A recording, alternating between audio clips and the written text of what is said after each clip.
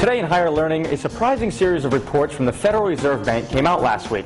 Now, these reports suggest that for the first time, student loan debt in the United States, get this, is actually greater than credit card debt. That is mind-blowing. Here to talk about it is Peter Kerwin from the Rhode Island Higher Education Assistance Authority. Thanks so much for being here, Peter. Yeah, no problem, Ben. Now, we've heard a lot about the staggering levels of credit card debt in this country, but now, I mean, student loan debt is more than that. Explain this to us. Yeah, I mean, this came as a real shock, and it's really a wake-up call for a lot of federal policymakers and for higher education officials as well to start looking at this problem of student debt. I mean, what basically happened is the Federal Reserve puts out a G19 report, they call it. It basically looks at revolving debt across the country. And the biggest form of revolving debt is credit card debt. And it showed that there's $825 billion worth of credit card debt held by Americans. There's a fellow named Mark Kantrowitz who tracks student loan information.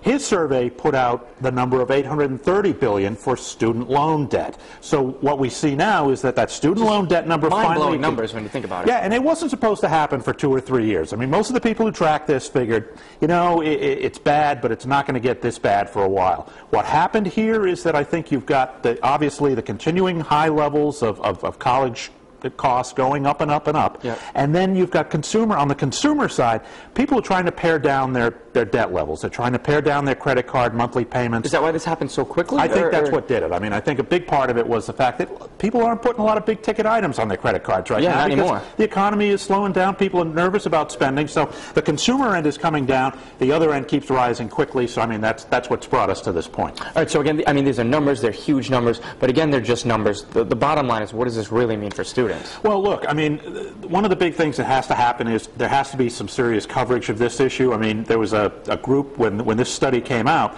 There's this group called studentloanjustice.org, which put out a survey that found that for every 15 stories the media does about credit cards, there's only 1 story about student debt. When it should probably be the opposite almost. Exactly. So once that starts moving, that's going to generate the kind of political pressure we need to get action.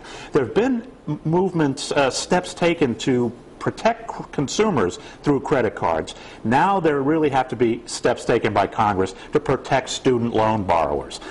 We've talked a lot about the idea of, you know, we're always encouraging people max out on your federal loans. Yep. That's because those federal loans have protections that private student loans don't have. So what we really need to do is bring some equity to that to make sure that those private loans have the same kind of consumer protections that credit cards have. And that way, you know, we'll hopefully start to alleviate some of this situation. Peter, thank you so much. Great, important information. Very staggering numbers. Mind-blowing when you think about it. For more information on student loan debt and how to hopefully avoid this, just head over to foxprovidence.com.